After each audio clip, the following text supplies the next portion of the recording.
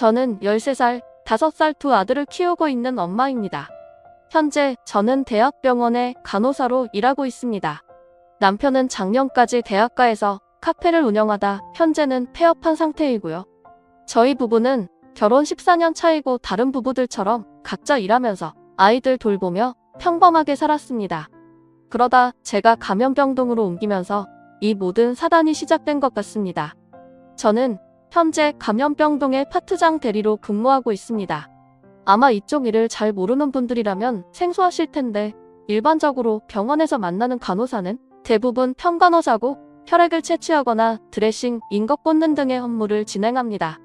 평간호사로 4년에서 5년 이상 근무한 후에는 주임 간호사가 될 수 있고 8에서 10년 정도의 경력이 쌓이면 책임 간호사가 될 수 있죠.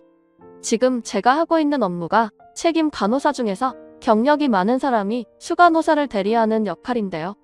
책임 간호사라고 하면 조금 생소하시겠지만 책임 간호사는 데스크에서 의사가 오더를 내리면 평간호사들에게 업무를 분담하고 차트 확인 및 환자들의 입원, 퇴원 절차를 진행하는 업무를 합니다. 간혹 간호사와 환자 간의 갈등이나 병상의 환자끼리 분쟁이 발생했을 시에도 책임 간호사가 해결을 하게 되죠. 그리고 그 다음이 간호 경력이 18에서 20년 정도가 되면 수간호사로 진급할 수 있는데 수간호사는 외과, 수술, 응급, 의뢰 등의 한 파트의 간호사를 모두 관리하는 직책이라 파트장이라고도 합니다. 현재 저희 병원 같은 경우는 한 파트의 책임 간호사가 3명이 있다면 수간호사는 한 분이 계시는데 책임 간호사까지만 해도 데이, 이브닝, 나이트 근무를 나누어서 돌아야 하지만 수간호사가 되면 주로 데이 때 병동을 지킬 수 있죠. 그리고 이런 수간호사가 없는 시간에 경력이 많은 책임 간호사가 수간호사 역할을 대신하는 게 바로 파트장 대리입니다. 올해 1월 제가 근무하는 병원이 감염병 전담 병원으로 지정되며 모든 일이 시작되었습니다. 감염병동이 힘든 일이라는 이야기는 많이 들었지만 감염병동 지정이 되던 1월만 해도 코로나가 잠잠해지는 시기였고 제가 있는 지역은 코로나 확진자가 광역시 중 제일 낮은 수치였습니다. 그리고 그때 감염병동의 수간호사 대리의 역할을 수행하는 파트장 대리 자리가 비었다는 이야기를 듣고 책임 간호사 중에도 경력이 높은 편이었던 저는 욕심을 내서 그 자리로 가게 되었습니다. 물론 저의 승진에 대한 욕심도 있었지만 제가 제 욕심만으로 그런 결정을 한 건 아니었습니다. 코로나로 대학교의 수업들이 온라인 강의로 대체되면서 대학가에 있던 남편 카페는 점점 운영이 어려워졌고 결국 가게세를 내는 것조차 어려워져 작년 말에 폐업을 했습니다.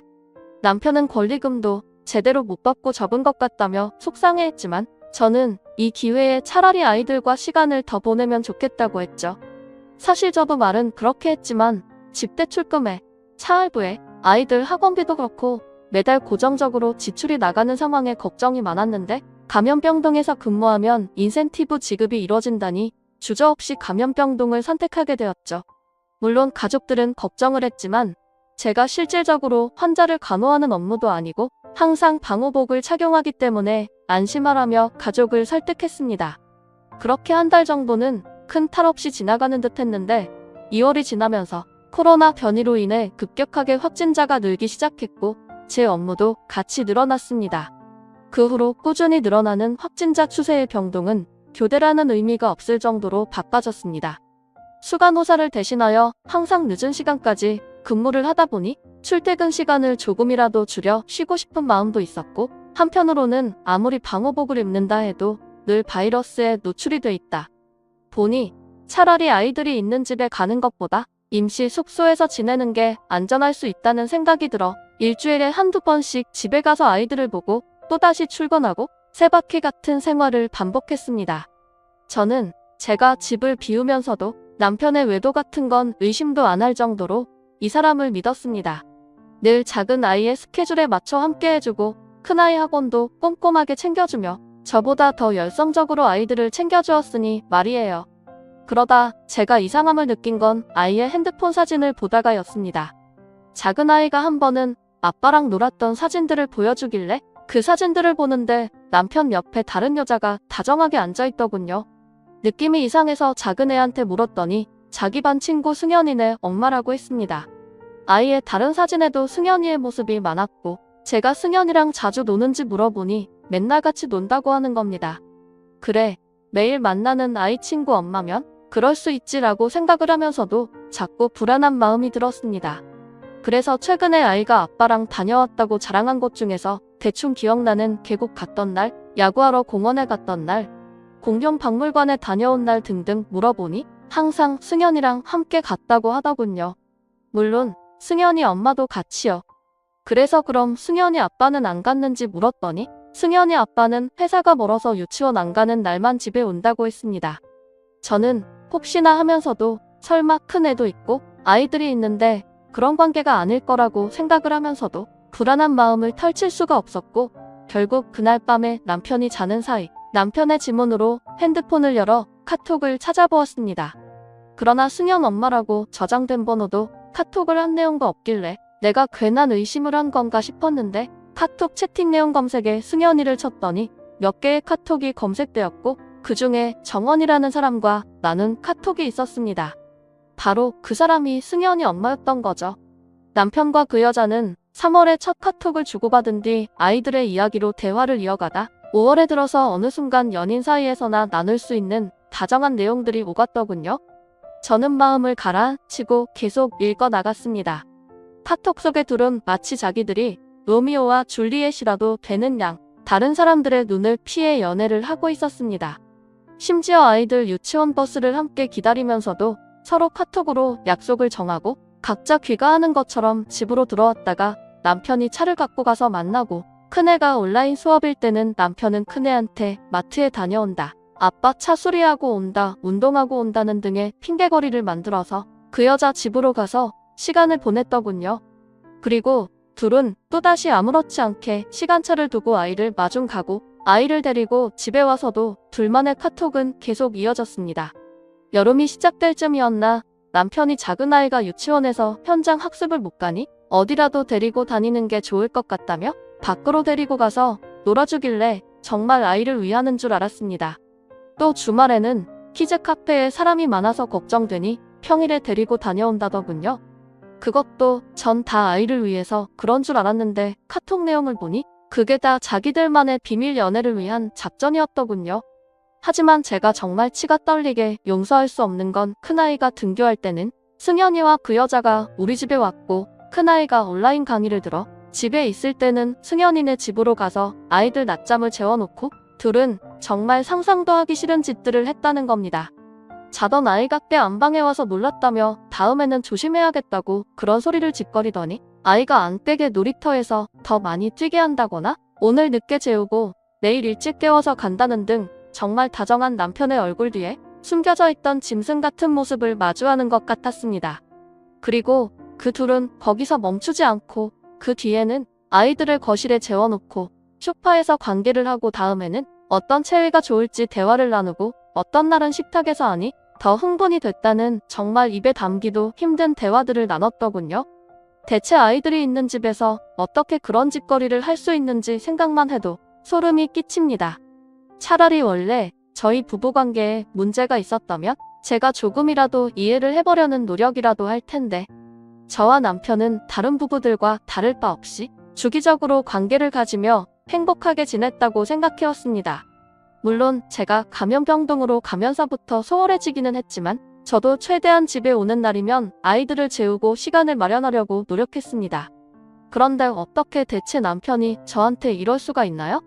정말 욕구불만 때문이라고 해도 남편이 이해가 안 됩니다. 저는 당장 눈앞의 욕구보다 우리 아이를 키우면서 좀 더 나은 환경에서 키우고 싶었고 그러기 위해 노력하며 살아왔는데 그 결과가 이런 거라니 제가 왜 그렇게 살아온 건지 모르겠습니다. 너무 믿었던 사람이어서 그랬을까요? 처음에는 남편 탓을 하다, 제 탓을 하다. 이제는 코로나만 아니었으면 괜찮았을까? 남편이 계속 가게만 했다면, 제가 감염병동을 안 갔다면 별별 생각이 다 듭니다. 집에서 그 사람 얼굴을 마주하고 있는 현실도 그 여자와 함께 우리 집에 와서 그런 짓을 했다는 자체도 받아들일 수가 없어서 저는 차라리 일에 더 집중을 해야지 하고 일만 했습니다. 하지만 일을 하다가도 문득 남편이 지금도 그 여자를 만나고 있을까? 하는 생각이 들고 제가 더 겁이 나는 건 혹시라도 큰 아이가 알게 될까 너무 겁이 납니다. 주변에서는 제가 일 때문에 지친 게 아니냐고 좀 쉬어야 하는 게 아니냐고 묻지만 그 집에 들어가기도 남편 얼굴을 아무렇지 않게 볼 자신도 없습니다. 그렇다고 아이들한테 상처 주면서 이혼을 하고 싶지도 않습니다. 제 남편은 아직 제가 알고 있는 사실을 몰라요. 차마 말을 꺼내기가 겁나서 이 모든 걸 제 탓이라고 할 것만 같아서 이야기도 못했습니다. 그냥 지금처럼 제가 일에 집중하며 모르는 척을 해야 할까요? 아니면 남편한테 모든 걸 이야기하고 그 여자를 만나서 머리채라도 잡아야 될까요? 제 심정으로는 그 승연 아빠라는 분까지 불러다가 다 뒤집고 싶지만 이 모든 상황이 너무 버거워서 아무것도 못하겠습니다. 제발 도와주세요. 다음 사연입니다. 안녕하세요. 저희 부부는 6살, 3살 남매를 두고 있습니다. 제가 오늘 이렇게 사연을 쓰는 이유는 아내가 리니지를 하느라 모든 살림을 내팽겨치고 있습니다. 제가 오바한다 생각하실 수도 있지만 저도 처음부터 이랬던 건 아닙니다. 오히려 결혼 전에도 아내가 핸드폰 게임을 하는 건 알고 있었고 저도 어릴 때 리니지를 해봤으니까 그럴 수 있다고 생각했습니다. 근데 이건 선을 넘어도 너무 넘은 것 같습니다. 저는 택배 일을 하고 있는데 일반적으로 집으로 배송해주는 택배가 아니라 간선 상하차라고 하는 일이라 저녁에 나가서 아침에 들어옵니다. 새벽에 고속도로를 운전해보신 분이라면 큰 택배차가 이동하는 걸 보셨을 수도 있는데 제가 하는 일이 바로 그 일입니다. 보통 밤 9시쯤 집화가 되면 지역마다 분류해서 대전, 옥천, 곤지암 등 큰 터미널로 가게 됩니다. 저는 대전으로 이동해 택배를 내려주고 다시 우리 지역으로 가야 하는 택배를 싣고 옵니다. 집으로 배송을 할 택배기사들이 택배를 가져가면 남은 물건이 없는지 확인하고 마무리하는데 집에 들어오면 아침 9시에서 10시쯤 됩니다. 매일 해 질 때 출근하고 해 뜨면 퇴근하다 보니 집에서 함께 할 수 있는 시간이 많이 부족했던 건 맞지만 다른 기술이 있는 것도 아니고 요즘 같은 시대에 월 600 이상 벌 수 있는 일들도 많지 않기 때문에 저는 천직이라고 생각하며 하고 있습니다. 오히려 다른 집 아빠들처럼 아이들하고 주말에 여행 가고 저녁에 외식하러 가는 것들도 못해주고 항상 아이들도 아내가 혼자 봐야 하니 미안한 마음이 더 컸죠. 그래서 변명이라면 변명이지만 아내가 게임을 하는 건 알았지만 아이들 어린이집 갔을 때나 아이들 자고 나면 밤에 혼자니까 심심해서 하는 거라고 생각했습니다. 아내는 큰애가 12개월 지났을 무렵부터 어린이집에 보내더니 낮에 제가 퇴근해서 자고 있으면 항상 같이 자길래 피곤한가 보다 했고 그러다 둘째가 생겼습니다. 초반에는 산후도 우미를 쓰다가 나중에는 장모님께서 오셔서 둘째가 6개월 될 때까지 봐주셨고 저도 매달 150만 원씩 장모님께 드렸고요. 근데 둘째가 6개월이 지나니까 아내가 아이를 어린이집에 보낸다고 하는 겁니다. 아이가 너무 어린 게 아니냐고 물어도 지금 100일만 넘어도 다니는 애들도 있다고 자기 혼자 둘을 보려면 너무 힘들다고 하더군요. 그러면서 첫째가 어린이집에 다니고 있으니까 둘째는 오전에만 잠깐 보낸다고 했습니다. 2주 정도는 약속한 시간에 맞춰서 둘째를 데리러 가더군요. 그런데 그 후에 데리러 가는 시간이 점점 늦어지더니 하루는 둘째가 없어서 왜 안 데리고 왔는지 물었더니 둘째를 데리러 가면 첫째가 보고 같이 오고 싶어 해서 첫째랑 둘째를 같이 4시에 데려오겠다고 하는 겁니다. 솔직히 저는 아내 혼자 육아하는 자체가 너무 미안했으니 아내 뜻에 따랐고요. 그러다 큰아이가 수족구에 걸렸는데 큰아이가 걸리니 작은아이도 어린이집에 갈 수 없었고 큰애가 끝날 때쯤 작은아이도 옮아서 2주 정도를 아이들이 집에 있었습니다. 저도 아침에 퇴근하면 자야 하는데 아이들은 계속 칭얼거리고 뛰고 아내는 소리 지르는 게 반복이니 저도 같이 예민해지고 출근해서도 졸고 했던 기억이 납니다. 그 후에 아내는 너무 힘들다고 아이들을 5시에 차량 운행으로 받겠다고 했고 키즈노트라는 어플을 깔면 아이들 어린이집 생활을 선생님이 보내주는데 선생님이 보내주신 사진들을 보니 아이들도 잘 지내는 것 같아 저도 알겠다고 했죠. 그러다 큰애가 5살 때 아내가 큰애가 팔이 부러져 병원이라며 연락이 왔습니다. 저는 운전하다 전화를 받고 당장 배송 때문에 가지도 못하고 속만 끓었죠. 다음날 퇴근하고 물어보니 아이가 식탁의자 위로 올라가 번개맨 놀이를 하다가 떨어졌는데 팔이 접질려서 넘어지면서 뼈가 약해서 부러졌다고 하더군요. 큰아이 또래에는 그럴 수 있는 일이니까 그런가 보다 했는데 며칠 뒤에 집에서 아이가 또 식탁의자에 올라가서는 아빠 이거 꺼내줘 하길래 봤더니 전자레인지 다이 위에 콤프라이트가 있고 그걸 달라고 하더군요. 그러면서 하는 말이 이거 엄마한테 달라고 했는데 엄마가 안 줬어 라고 하더라고요. 그래서 제가 엄마는 뭐 했는데? 타고 물었더니 엄마는 빠따 오빠랑 괴물 잡았어 라고 하는 겁니다. 저희 큰애는 아들입니다. 저는 뭔가 이상해서 빠따 오빠가 누구야 하고 물었더니 엄마 친구 컴퓨터에 있어 맨날 일하고 해서 엄마가 빠따 오빠랑 컴퓨터 많이 해 하고 물으니 빠따 오빠랑 미수 언니랑 대장 오빠도 있어 엄청 많아라고 대답했습니다. 저는 그날 와이프한테 아이 다칠 때 뭐 하고 있었냐고 물으니 빨래하느라 못 봤다고 하더군요. 그래서 진우가 그러는데 컴퓨터 하고 있었다며? 그리고 빠따는 또 누구고 미소는 누군데 물었더니 나랑 같이 게임하는 사람들인데 근데 게임 때문에 진우가 다친 건 아니야. 내가 진우한테 가려고 하는데 진우가 먼저 떨어진 거야 라고 하는 겁니다. 대체 이게 말이나 되는 얘기인지 말이 길어지면 싸울 것 같아서 우선은 알았다고 했습니다. 그리고 저랑 같이 일하는 동생 중에 리니지를 하고 있는 동생이 있어서 너도 게임하는 사람들하고 컴퓨터로 대화하고 연락하냐고 물었죠. 그랬더니 자기는 그냥 자동사냥만 돌려놓고 성열 사람들이 거의 디스코드라는 통신을 하면서 보스를 잡는다고 하는 겁니다. 저도 고등학생 때 리니지를 해봤으니까 성열이 어떤 건지 알고 있었지만 그때까지만 해도 그냥 아내가 스트레스 받으니 그런 걸로라도 스트레스를 푸는가 보다 했습니다. 그때 차라리 모든 걸 따졌어야 했는데 그 후에 어린이집에서 가을 소풍을 가게 되었고 아이는 아침부터 들떠서 어린이집으로 갔습니다. 그날 저녁 선생님이 보내주신 소풍 사진을 봤더니 우리 아이만 혼자 원복이 아닌 다른 옷을 입고 갔더군요. 여기까지는 그럴 수 있다 생각했는데 개인 알림장에 아이가 오늘 점심을 안 가져와서 아내에게 여러 번 전화를 했는데도 받지 않아 선생님이 받은 김밥을 먹었다고 하는 겁니다. 정말 너무 화가 났습니다. 그 전에도 진우가 도시락을 안 갖고 가거나 도시락을 안 닦아와서 어린이집 식판으로 밥 먹었다고 하는 선생님 알림장을 본 적이 있었지만 그날만큼은 아침까지도 소풍 생각하며 설레던 아이를 생각하니 더 참을 수가 없었습니다. 도저히 일이 손에 잡히지 않아 하차 작업만 마치고 아침 7시쯤 집에 갔습니다. 어차피 주말이라 아이들 어린이집도 안 가니 아내와 얘기를 좀 해야겠다는 생각이 들었죠. 집에 들어가니 아내는 컴퓨터 앞에 앉아 헤드셋을 끼고 제가 온 줄도 모르고 게임하고 있더군요. 저는 현관에 서서 그냥 가만히 지켜봤습니다. 그랬더니 평소 아이들 대할 때와는 360도 다른 모습으로 언니, 오빠 하고 하면서 이제는 어디로 간다. 뭐 잡으러 간다. 저기 어디에 있다고 하면서 빨리 와달라고 신나서 게임만 하더군요. 잠깐 하다 말겠지 싶어서 그냥 지켜보고 있었습니다. 아이들은 거실 바닥에 누워 자고 있고 TV는 어린이 만화 채널이 틀어져 있고 바닥에는 치킨의 햇반.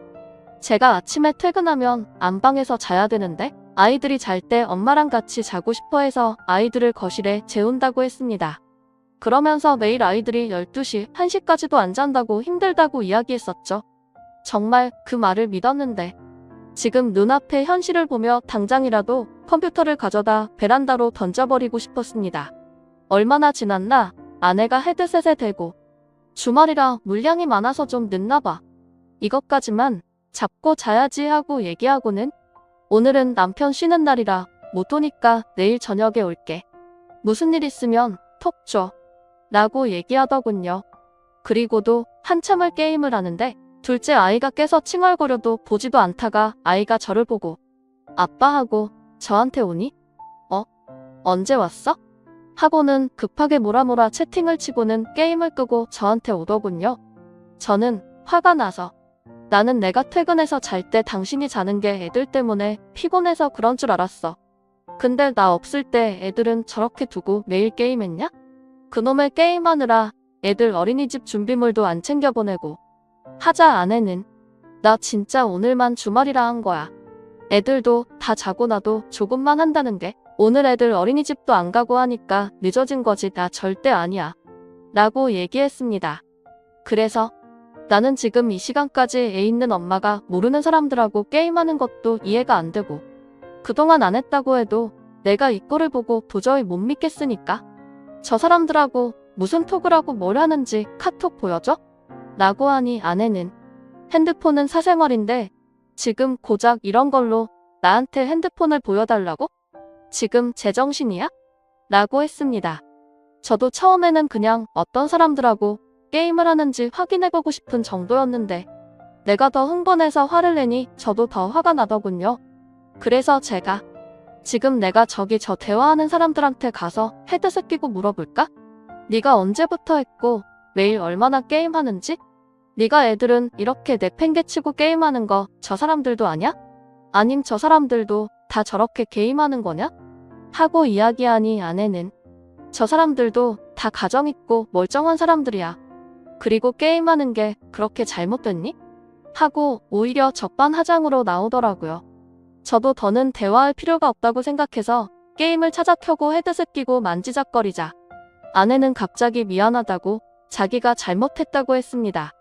그래서 전 그럼 당장 저 사람들하고 하는 카톡을 보여달라고 했고 아내의 진실을 알게 됐죠. 아내는 3년 전부터 게임을 하고 있었습니다. 첫째를 일찍 어린이집 보내고서는 제가 자는 사이 낮에도 게임을 했고 심지어 둘째를 임신해서도 게임을 했습니다. 그리고 그 후에는 제가 일하는 동안 저녁부터 새벽까지 게임을 하고 낮에는 애들 어린이집 보내고 자고 이 생활의 반복이었던군요. 그리고 심지어 주말에 한 번씩 아이들 데리고 키즈 카페에 다녀온다며 나가서도 아이들은 놀려놓고 본인은 핸드폰으로 게임을 하며 아이들끼리도 잘 논다고 사진 찍어 올리고 아이들끼리 놀다 다치면 다쳤다고 사진 찍어 올리고 저한테는 어린이집에서 다쳐왔다고 했던 상처들도 사실은 집에서 애들끼리 놀다 다친 상처였더군요. 그리고 그 중에는 게임 머니를 판다는 사람도 함께 있었는데 제가 지금껏 아이들 어린이집 비용이라고 생각하고 보낸 돈이 그 사람 계좌였다는 것도 그날 알게 됐습니다.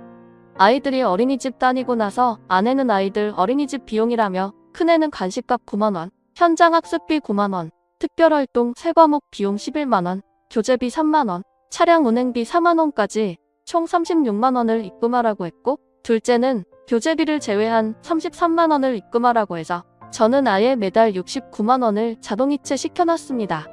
키즈노트에도 아이들 사진을 보면 현장 학습도 가고 매일 간식 먹고 특별활동도 하고 있으니 정말 한치의 의심도 없었습니다.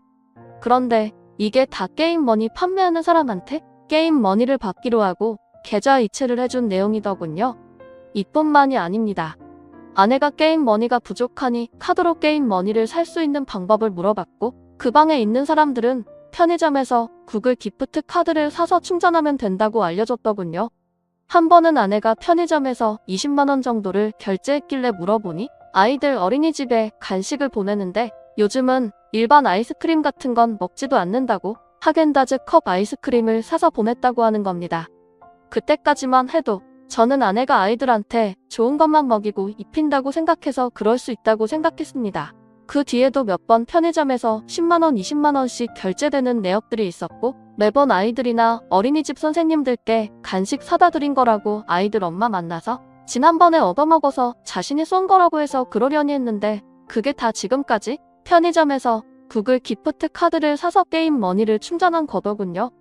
지금 생각나는 큰 사건들만 간추리다 보니 자세히 기억은 안 나지만 아내와 싸우고 난 뒤 카드 내역서를 다 뽑고 매출 번호로 조회하고 문의해서 확인해본 결과 아내는 매달 100만원 이상을 게임에 쓰고 있었습니다. 저는 그때까지 이 돈이 다 아이들을 위해서 들어가는 돈이라고만 믿고 있던 상황이었고요. 대체 어느 엄마가 자기가 게임하려고 한 달에 100만원이 넘는 돈을 씁니까? 금전적인 부분도 이해가 안 되지만 제가 가장 화가 나는 건 그동안 그놈의 게임 때문에 우리 아이들을 방치하듯 키웠다는 겁니다. 그리고 솔직히 이제는 게임 안 한다고 하는데도 제가 매일 밤에 확인을 할 수도 없는 상황이고 그동안도 저를 속여왔기 때문에 제가 더 믿을 자신도 없고요. 그래서 저는 심각하게 이 결혼을 유지해야 하는지 아니면 좀 더 기다리고 지켜봐야 하는지 도저히 모르겠어서 사연을 드립니다. 다음 사연입니다. 안녕하세요. 결혼 8년차의 30대 주부입니다. 눈 뜨고 있는 순간이 지옥이라는 말을 실감하며 하루하루를 보내고 있습니다. 이 지옥은 남편이 저한테 걸었던 전화 한 통으로 시작됐죠. 몇 주 전 모르는 번호로 전화가 오는데 평소라면 모르는 번호는 안 받을 텐데 번호 끝자리가 우리 집 전화번호랑 같더라고요. 그래서 혹시나 하는 마음에 받았더니 남편이었고 회식 때문에 늦는다고 하고 끊었어요. 웬 모르는 번호지? 하면서도 남편이 집에 오면 물어봐야지 생각했죠. 그날 저녁 남편이 들어왔길래 저는 핸드폰 번호 바꿨냐고 물어봤고 남편은 오히려 저한테 무슨 소리냐고 묻더라고요. 아까 나한테 전화한 번호 모르는 번호던데? 이야기를 하니 남편이 자기 핸드폰을 확인하고는 그거 아까 내가 핸드폰 놓고 가서 직원 걸로 빌려서 했어. 라며 이야기를 했어요. 그래서 제가 근데 우리 집 뒷번호랑 전화번호가 똑같던데? 하고 물어보니 남편은 그게 정확히 직원 건 아니고 회사에서 직원들 사용하게 업무용 핸드폰을 만들었는데 내가 만든 거라 그냥 내가 기억하기 쉬운 번호로 했어. 라고 했습니다. 회사 핸드폰이라 근무 중에는 갖고 있고 퇴근할 때는 회사에 반납하고 온다길래 저도 별 의심 없이 넘어갔습니다. 그리고 다음날 택배 받을 게 있어서 전화를 기다리다 부재 중 전화를 보고 다시 전화해본다는 게 실수로 어제 남편이 저한테 걸었던 전화로 걸게 된 거죠. 저도 아차 싶어서 얼른 다시 끊으려고 하는데 저희 집안에서 진동 소리가 들리는 거예요. 남편이 실수로 회사 핸드폰을 집으로 가져왔구나 싶어서 핸드폰 충전이라도 해놓으려고 핸드폰을 찾아보니 남편 핸드폰에서 진동이 울리고 있었습니다. 몇 번을 확인해봐도 분명히 이건 남편의 번호가 아닌데 남편의 핸드폰에서 전화가 울리니 당황스러웠죠. 저는 얼른 전화를 끊고 남편 핸드폰을 봤습니다. 분명 핸드폰은 남편께 맞는데 안에 내용이 제가 알던 남편 폰이 아닌 거예요. 원래 남편 카톡 프로필은 우리 아이들 사진인데 프로필 사진도 이상하고 그래서 핸드폰이 바뀐 건가 해서 통화 내역을 확인해 보려고 열었더니 제가 걸었던 부재 중 기록에 찍힌 이름이 박충희. 순간 멍해졌습니다. 모르는 사람이라면 제 번호를 이렇게 저장해 놓을 리 없고 이게 정말 남편 핸드폰이라면 저를 정말 저렇게 생각하는 건지 그리고 대체 번호는 어떻게 된 건지 머리가 너무 복잡했죠. 그때 남편이 거실에서 애들하고 같이 있었는데 차마 물어볼 자신이 없어서 부재 중 기록만 지우고 핸드폰을 다시 넣어두었습니다. 그리고 인터넷을 통해 하나의 핸드폰으로 두 개의 번호를 사용할 수 있는 기능이 있다는 걸 알게 되었고 저는 남편이 자는 사이에 남편의 핸드폰을 열어보았습니다. 평소 제가 알고 있던 남편의 핸드폰이었습니다. 저는 인터넷에서 본 대로 핸드폰에서 찾아서 두 번째 번호의 계정으로 들어갔습니다. 저번에 본 그 핸드폰이 맞더군요. 그리고 두 번째 번호의 핸드폰 속에는 그동안 남편의 추악한 행실들이 모두 저장되어 있었습니다. 남편은 지금까지 두 번째 번호를 사용해 더러운 짓들을 하고 다녔더군요. 카톡에는 조건 만남하자는 여자애들부터 마사지, 오피스걸이란 여자들이 잔뜩 추가되어 있었고 실제로 그 여자애들하고 주고받은 카톡도 잔뜩 했습니다. 그 중에는 돈 얘기만 하다 끝난 것도 있고 실제로 약속을 잡고 가서 만난 적도 많더군요. 그리고 가장 충격적인 건 회사 점심시간에 나가서 그 짓을 하고 왔다는 겁니다.